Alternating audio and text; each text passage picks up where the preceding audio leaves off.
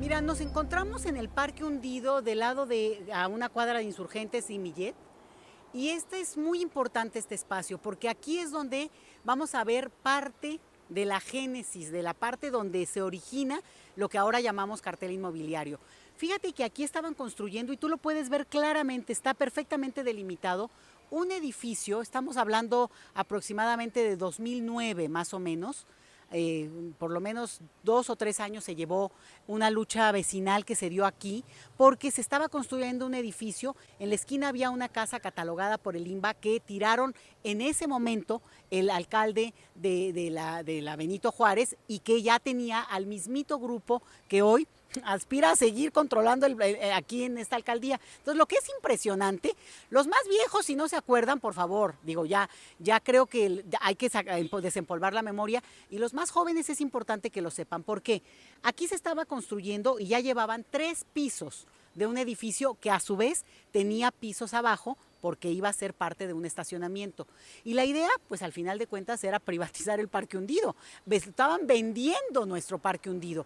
Y esto implicó una movilización muy importante. Aquí hay un vecino que fue el líder de ese proceso, que nos, digamos, nos acompañó, nos fue guiando, y que en ese tiempo, que no fue fácil, se pudo hablar con las autoridades. Estoy hablando de la administración de Marcelo Ebrard. Fueron sensibles, nos escucharon, no de las primeras, pero lo importante es que ustedes lo vean por sí mismos. Es decir, aquí en todo este terreno ya estaba tapeado, y vamos a poner otras imágenes para que ustedes los puedan ver también de cómo estaba, pero tapeado alrededor, porque ya estaba privatizado, construyéndose, anunciado la venta de los departamentos que pretendían tener, bueno, claro, ¿no? Vista al parque, vista a Insurgentes, en toda esta cosa de, ¿por qué no?, apropiarse de lo que no es de ellos. Y ese es parte del origen del cartel inmobiliario. ¿Qué pasó? No solo la organización, porque alguien podría decir, ay, sí, ¿no? Los vecinos muy organizados. Sí fue una lucha ardua, sí fue mucho tiempo, sí fue mucha insistencia, sí fue la capacidad. Yo le reconozco a Héctor Rojas, un vecino del Rumbo, que fue quien tuvo así, ¿no?, el empeño, y siguió, y lo acompañamos quienes pudimos en ese tiempo. Pero también hoy hay un detalle que es importante. En ese tiempo estaban construyendo el metro, la línea 12. Y entonces, cuando finalmente la autoridad de la Ciudad de México decide hacernos caso a los vecinos, trajeron la maquinaria que pudieron y tiraron, derrumbaron esos pisos que ya estaban construidos, y al final rellenaron de tierra. Bueno, yo no sé eso, ahí sí no les doy detalles de cómo se hacen estas cosas, pero ustedes pueden ver incluso la rampa que nosotros pedíamos que se hiciera también una del otro lado. Digamos, sería lo mínimo que se hubiera podido esperar de ese momento, y ninguna otra administración lo volvió a tomar, incluido a Santiago Taboada, O sea que no lo hicieron. Y esta rampa permitió ya bajar, por ejemplo, con bicis, carriolas, personas con sillas de ruedas, o simplemente caminar con un poquito más de seguridad y no caminar en medio de la tierra. No solo se rellenó, sino que, como ustedes pueden ver, se recuperó después ya el parque, y se hicieron una obra, que esto no es que lo ha hecho la alcaldía, esto lo ha hecho el gobierno de la Ciudad de México en todos los parques de las diferentes alcaldías. Entonces, también eso es importante entender. La Benito Juárez, donde yo vivo y soy feliz y no me pienso mudar, tiene muchas características muy positivas, y eso hay que reconocerlo, pero no son resultado de que la alcaldía los ha hecho, sino que la alcaldía se monta en una serie de beneficios que incluyen, pues, lo céntrico que se volvió esta alcaldía, ¿no? Esta alcaldía se volvió súper céntrica, tan es así que tenemos metro, metrobús, todas las avenidas grandes, incluido Insurgentes, más para allá tenemos Revolución, todos los ejes que atraviesan, y que pues obviamente le dan una movilidad que tienen pocos rumbos.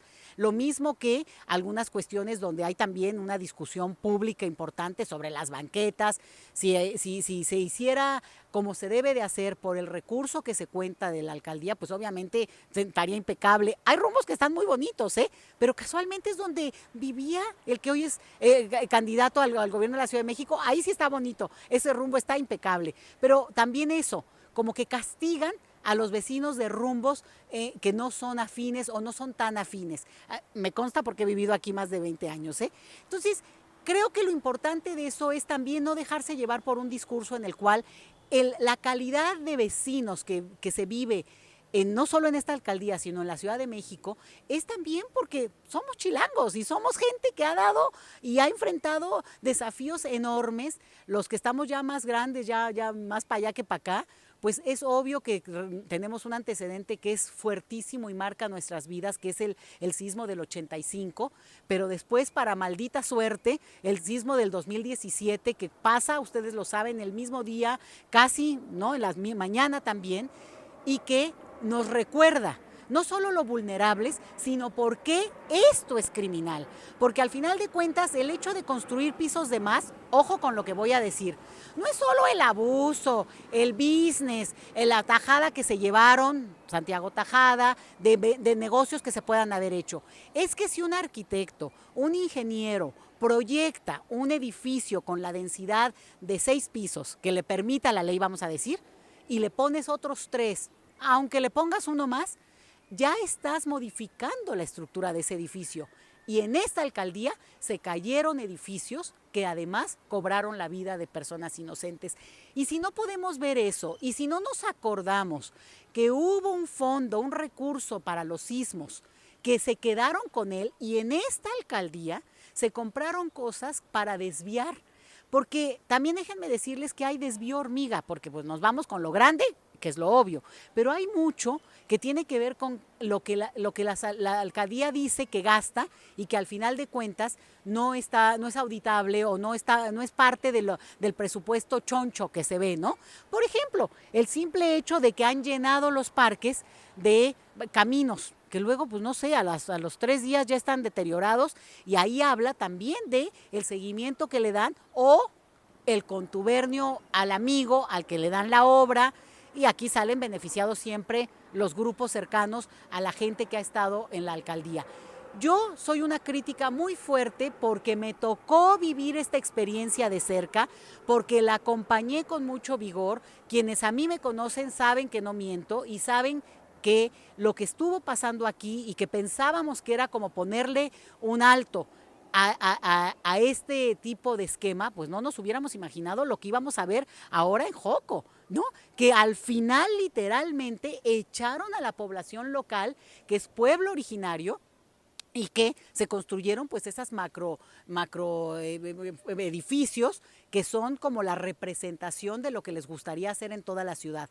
Insisto, no me opongo y entiendo la necesidad de crecimiento de una ciudad como la nuestra, pero eso no quiere decir que tenga que hacerse avasallando, despojando, desplazando, no solamente a la población local, sino incluso a los que al final de cuentas no pueden acercarse a la ciudad por lo caro que se ha vuelto justamente por estos proyectos. Entonces, aquí es la muestra, ojalá vengan al Parque Hundido, dense una vuelta por este lado donde están los juegos y van a ustedes a verlo con sus propios ojos, y la delimitación de lo que ya estaba digamos, marcado para hacer este edificio super chic, ¿no? Para frente al parque, les digo, llevó su tiempo.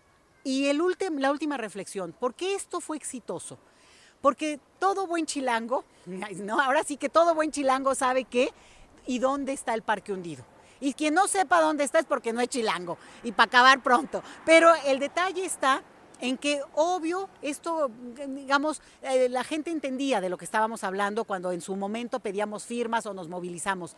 Lo malo es que para la gente siempre es una lucha muy individual, cuando te están construyendo junto, cuando ya te taparon tus ventanas, cuando al final de cuentas afectan tu propiedad porque están haciendo una obra que tiene consecuencias, y acuérdense, microsismos que nunca antes habíamos vivido. Casualmente, o agua que de repente escasea en rumbos donde no escaseaba, o pozos envenenados. ¿Cuándo ustedes habían oído hablar de eso?